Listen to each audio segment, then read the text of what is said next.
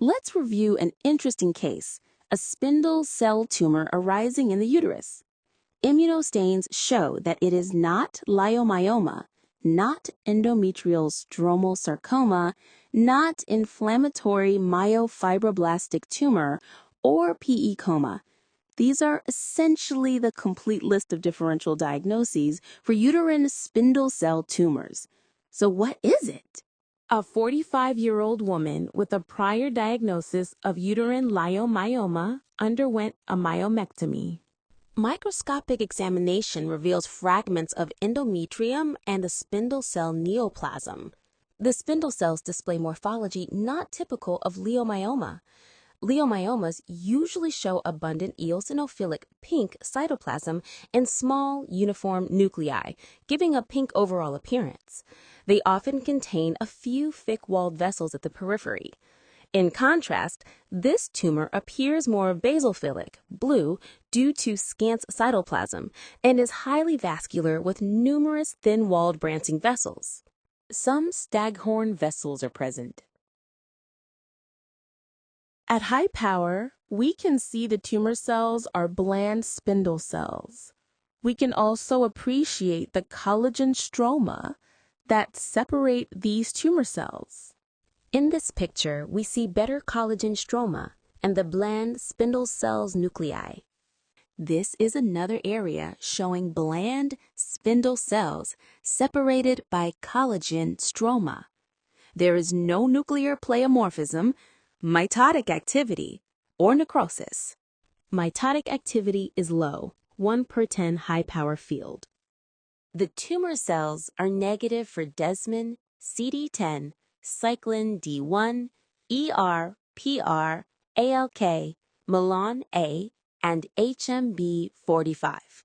These results exclude the diagnosis of leiomyoma, endometrial stromal sarcoma, PEComa, and inflammatory myofibroblastic tumor.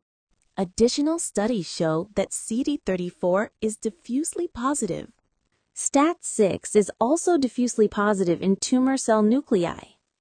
The diagnosis is solitary fibrous tumor, SFT, of the gynecologic tract, is extremely rare, with fewer than 50 cases reported in the literature. Because of its rarity, the diagnosis can be challenging, as it may not initially be included in the differential diagnosis of uterine spindle cell tumors. SFT is a fibroblastic neoplasm characterized by prominent branching staghorn vasculature. According to the WHO classification, it is an intermediate-grade soft tissue tumor that rarely metastasizes. SFT can occur at any anatomic site, including superficial or deep soft tissue, head and neck, and visceral organs. It affects men and women equally, most commonly in middle-aged adults. Immunophenotype? CD34 is positive in the majority of cases. STAT6 shows strong diffuse nuclear staining. STAT6 is both sensitive and specific for SFT. Other markers, a subset may express EMA and SMA. SFT is typically negative for S100, desmin, cytokeratin, and MUC4. Molecular findings.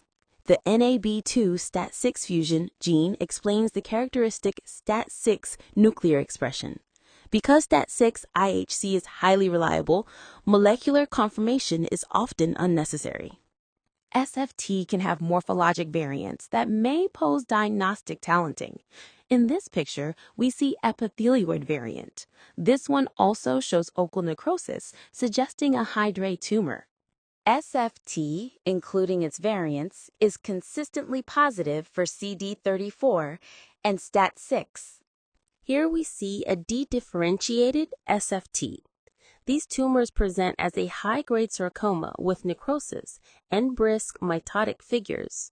Diffuse and strong nuclear positivity for TST6 is present in dedifferentiated SFT. This picture shows a myxoid variant of SFT, characterized by the presence of abundant stroma in the background. Again, STAT6 is diffusely positive in tumor cells. To wrap up, solitary fibrous tumor can arise at virtually any anatomic site. Gynecologic involvement is exceedingly rare, with fewer than 50 cases reported in the literature.